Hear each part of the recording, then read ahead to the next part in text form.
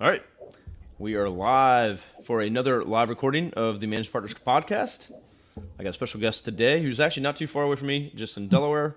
I'm in Virginia. Karen Keller, welcome to the show. Thanks for coming on. Thank you. Thanks for having me. So I just want to jump right into it. Tell us a little bit about yourself, how you got started in this field, and a little bit about your journey to where you are. Sure. So my name is Karen Keller. I am a co-founder and partner at the law firm of Shaw Keller in Wilmington, Delaware.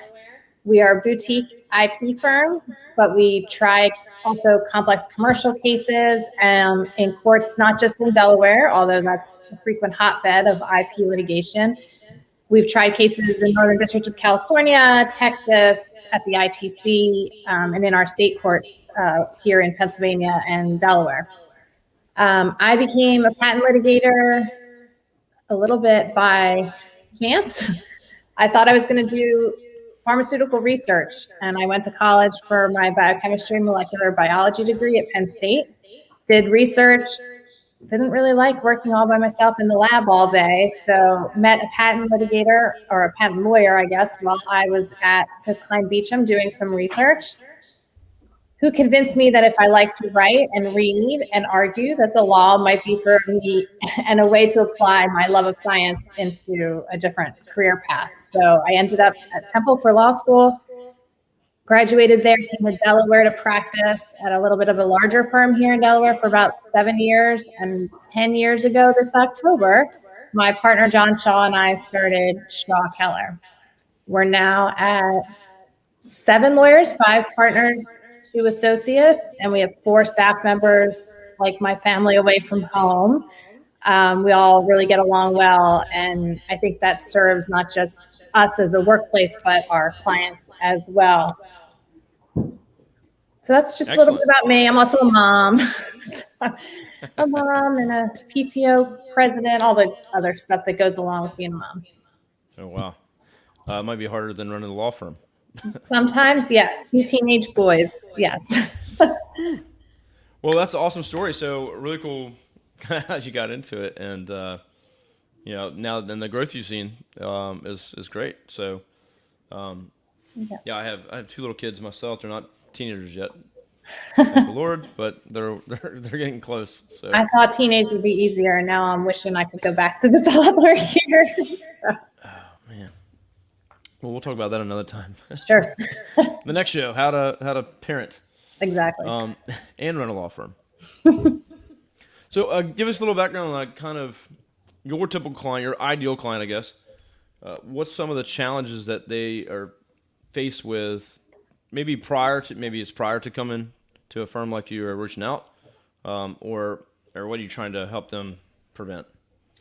Yeah, so I think the biggest challenge many clients face is they confront whether it be litigation or a transactional issue, and they approach a law firm or a lawyer to help them with the issue. And many lawyers and law firms, and I don't mean this necessarily as a negative, but they will approach the problem the same way they've approached everything else. So for example, in litigation, they're going to put their army of people on, and they're going to staff up the case and look back to other cases that they've done. Okay, we're going to issue these interrogatories. We're going to stick to similar ones we've done in the past. We're going to issue these requests for production similar to what we've done in the past.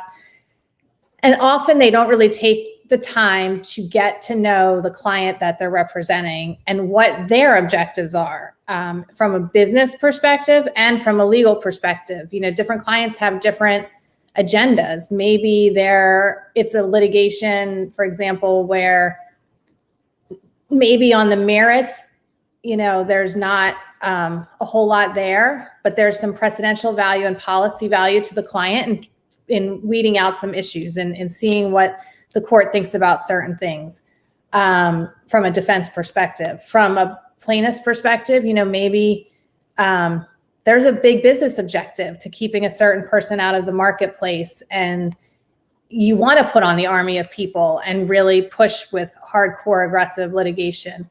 But all of that kind of understanding and relationship very early on with the client, getting to know not just the legal counsel you're working with there, but the business people that are making the decisions on what to do about products or the business itself. is critical, because their objectives need to align with the litigation objectives. And often that's where I see bigger firms fall away, because the managing partner or the relationship partner comes in very early, establishes the relationship, and then you're kind of put to the other people on the team, the lower level people, and they lose sight of that objective. They're focused on what they know to do, right? Follow the same old map that they've always done. So we really make it at Shaw Keller a priority to step in early on and learn not just about what's at issue in this litigation, but what the company's objectives are as a whole. What are their policies? What are their mantras? What's their culture like? How does their business function? And that helps every step along the way, and also helps us advise them on what the best litigation approach may be, whether it's really sticking to our guns and, like I said, litigating aggressively, whether it's trying to seek early motion practice to get out, whether it's trying to negotiate a settlement early. And we found that that's really worked over time. Sometimes I like to call us the special ops of litigation. We don't have the man size of a big firm to approach your problems. But honestly, I think it's a better approach. We're kind of mean and lean. We really take a hard look at the issues and spend the time and client's budget where it's needed, and not on the extras, if you will. And we usually find that ends up getting as good, if not better, outcomes. I love that. So it's very similar to our approach, with the approach that I like to take. So when we work with law firms doing digital marketing, that's what we do. That's our focus. That's our niche. And I think sometimes it's a mistake if you go into that looking at the data and the levers to pull and the tactical level without understanding first the business and what the goals are, what brings in the money, where they're trying to grow, where they have redundancy versus, where a practice area, as a marketer, you're just thinking, oh, we'll just drive leads for this one practice area. Right. And that may not be viable, or not even something they put much attention on, or they might not have someone to really support that. So it's really understanding the business, what the goals are, and talking to that level and understanding all those things, right? Culture, right. Their growth plans, and then formulating a strategy and a plan to go along with that. Exactly. And checking in along the way, right? Because those priorities and objectives could change along the length of the relationship. 100%. So it should be checking in. We do these things called like a quarterly business review, like every quarter, like how is your business changing? Is there anything we should know about? Is some new practice area added? Did you bring a new partner on? Right. Whatever it may be. Or hey, we're slammed over here, so we need to make a change. Right. And adjust. So yeah, constantly checking in and moving and pivoting as you need to. Sure. I love that. So what are some of the challenges, not challenges, mistakes that you see that maybe the clients have made before they called you, or kind of you wish they hadn't done prior to reaching out? So I don't always blame it on the client. I think some of it can be blamed on the lawyers, outside lawyers as well. And that's, especially with an established, long-standing client. And that's being proactive and checking in with them, right? What's going on? What can we think about now that can help us later? Providing updates as to what's happening in the case law that might be helpful to them to know, that's relevant to their business.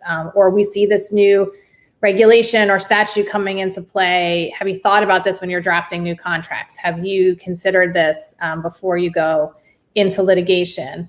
So that's some of it. And we keep up with a lot of that proactively on we have a firm blog, it's ipde.com, it's ipdelaware.com.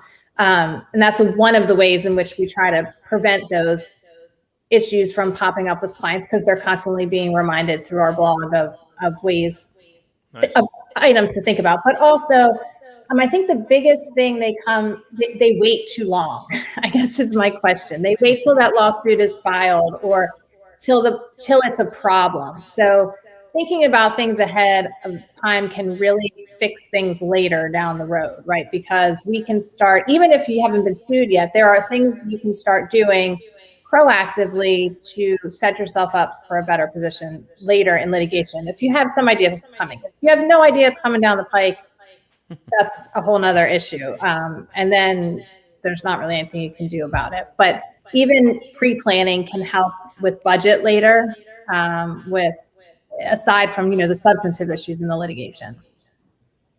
Excellent. So I heard that the client's always right. Blame the other lawyers, but be proactive.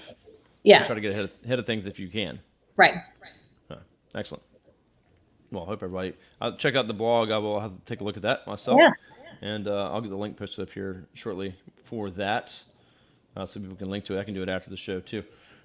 We do have a question that just came in. We'll hit on that real quick before I get to my next questions. This is from Sean Ragsdale. My dad wants to be a farmer. Are seeds considered intellectual property? It's funny that you asked that. I actually have represented a number of agricultural companies in litigation over patents. And the answer is maybe. It depends, as to the typical lawyer. I would want to talk to somebody about what exactly related to the seeds you're patenting. But there are instances in which they can be, and there are plant patents as well that address other aspects of protecting the IP. Interesting. That was a good question because that's something I thought you could probably have an IP on. It depends. But yeah, I mean, I guess thinking about seeds, I'm thinking about my yard. You got the coated seeds. Scott says some probably proprietary. You see it a lot coating with like vegetable seeds, like corn seeds and genetically modified, especially type seeds. Interesting. All right, Sean, I hope that answers your question. You have to call Karen and set up an appointment. Consultation, if you will. Yeah, definitely need to know more. All right, excellent. Thank you. Okay, so how do you get clients? That's a big question right here. So how do you guys get clients? And I'm sure there's various ways, referrals probably being one of them, but what are some of the ways you get clients? And from a marketing perspective too, what have you done that you feel has worked well? You mentioned the blog. That might be one of them. Yeah, so it's a hard question to answer because I definitely think law firm marketing is different for every firm. It's different for every individual. And you have to tap into what you're good at, right? Like not every lawyer is great at going out and shaking hands and meeting people, socializing, wining and dining. I love to do that kind of stuff. That's why I reached out to you guys about the podcast. I love talking and meeting new people and learning things, not just about them, but about what they like to do, what they're like outside of their lawyer life, which I think developing that personal connection is very important to establishing longer term relationships. That said, I think you also have to be ready that today's meeting is not going to result in a representation tomorrow, which is unnatural for a lot of people. You have to foster that relationship over time. So ways that I do that is I reach out on email and just say, hey, how are you? How are things going? Maybe remember something from meeting them previously that I check in on. Oh, how was that trip for your vacation? How are your kids doing? How was their baseball tournament? Something like that. Just to check in and remind them that I'm here, but that I'm also interested not just in what they do and their business, but them personally. And then there's the business check-ins that I mentioned earlier, like, hey, I saw this case, thought of you, or remember that case we worked on about this issue? Here's another case where this just came up. During COVID, I was a big fan of sending cards, whether it be handwritten or e-cards, just putting smiles on people's faces, trying to uplift their spirits during what was a pretty trying time. Our blog is another big thing. Any time you can get your voice, your name out there associated with substantive issues. So the blog, I work very closely with something called the Sedona Conference on which is more of like a nonpartisan, best way I can describe it as think tank, where they bring leaders and practice areas together to try to move the law forward in a non-biased way. So I work with them. I work with other organizations like CHIPS, which is an intellectual property group, all women, that discuss both substantive issues and issues affecting diversity and women in the law. So anytime you can get involved with groups that you can enjoy being with and learning from, but also contribute to, is helpful. Do you guys you focus on SEO, Google rankings? I know you have the blog, of course, and that was a separate web address than your main site, correct? Yep. Yes. It's ip.com. And do you have those? And this is your main web address here. Yes. Do you have those interlinked at all, or They linked should from be your linked. There main should site? be a link on our website. Yes. Excellent. Okay, excellent. So, and of course, you work with people from all around, since you're doing IP. But so I guess from an SEO standpoint, if you're looking to rank Google and come up on the results, you're really focused. You're not really focused geographically whatsoever. So it definitely makes it a little more No, I challenging. mean, I definitely think if you do SEO on our firm, Delaware is probably what will pop up the most, because that's the majority of our casework is there. That is okay. But yeah, but we do. I mean, I would say maybe 80% of our cases are in Delaware, and the rest are splattered about. And that depends on the year. One year we hardly had any work in Delaware. We were at the ITC, Texas, and California all in the same year, and very little in Delaware. So a question I just thought about. So a lot of companies incorporate in Delaware, whether or not they're physically there. Or That's not. right. But so do you think that's where a lot of the work may come from Yes. those kinds of companies, or? From corporate and patent litigation perspective, most companies end up in litigation in Delaware because it's easy to get jurisdiction over them from being incorporated here. And they incorporate here because they know they're going to get some consistency in the law, or at least there's a lot of cases and case law to rely on to know how to evaluate their risk. Interesting. So yes, so that's kind of why Delaware is such a fun place to be a litigator. That's pretty cool. I never thought about that before. Oh yeah, by Sean, who asked that question earlier, he said smiling face. So You're welcome, Sean. I guess you answered.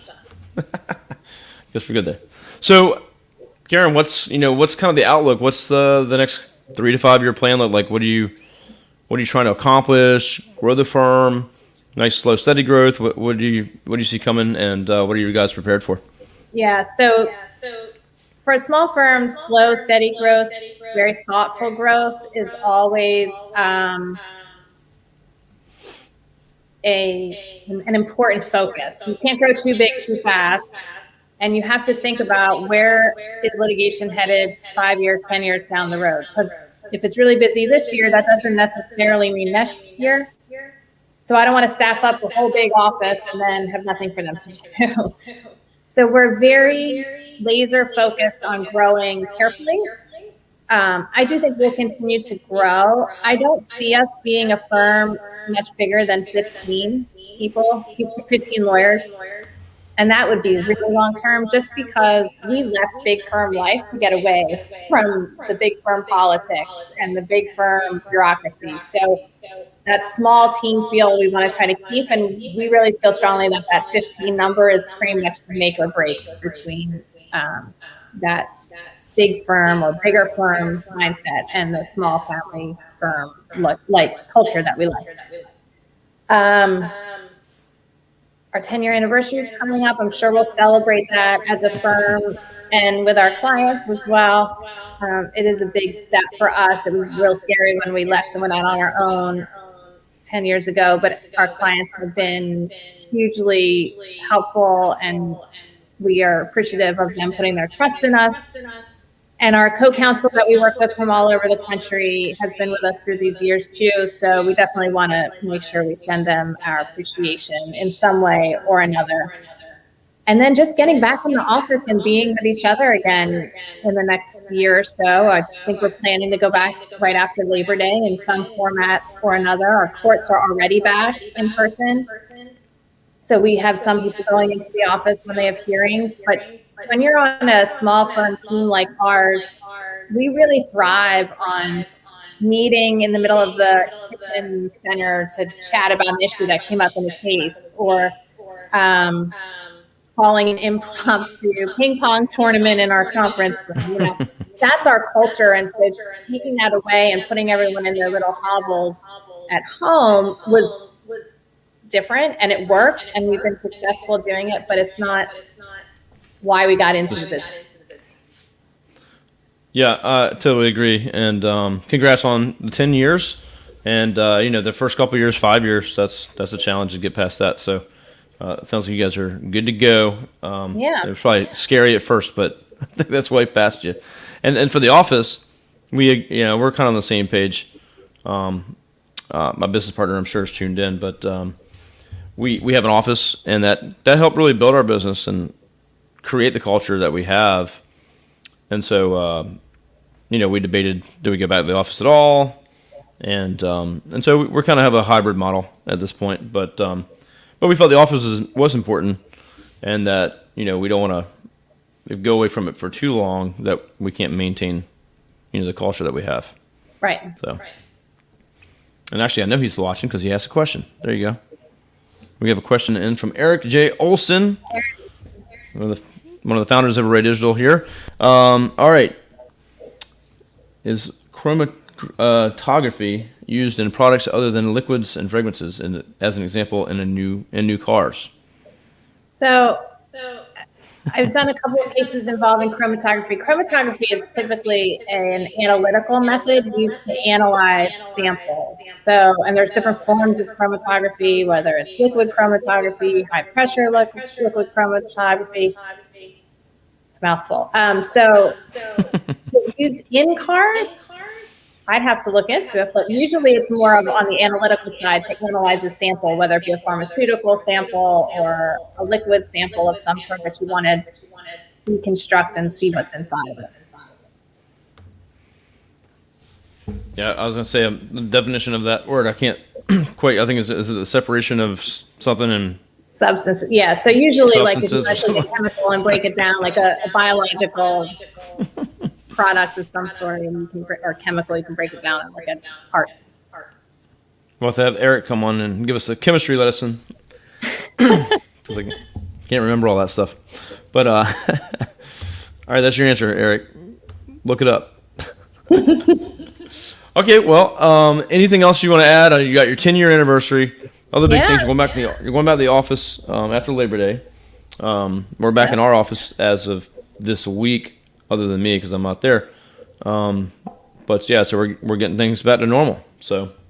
Yeah, nothing else I'd like to add. Thank you for having me. If anyone needs any insight into Delaware litigation or IP practice generally, feel free to reach out to me, or even if you just want to talk to me generally about the weather or any other. She's open. Yeah, and I'm definitely open. I would love to mentor other women and other young lawyers, whether they be male or female in the world, on how to start their own firm, how to become successful in IP, that sort of thing.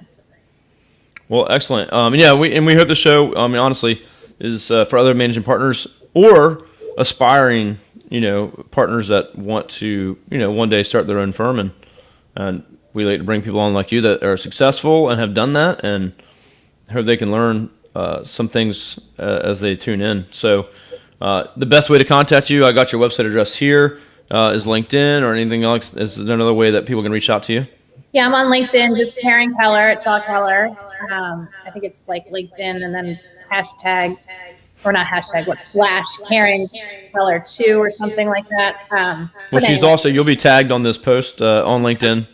And then our website is probably the easiest way to reach me.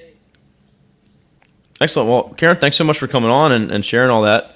And glad to see things going back to normal. Congrats on the success, and cheers to future success. So yeah, have a great summer, and thanks again. All right, we'll see you soon. Thanks.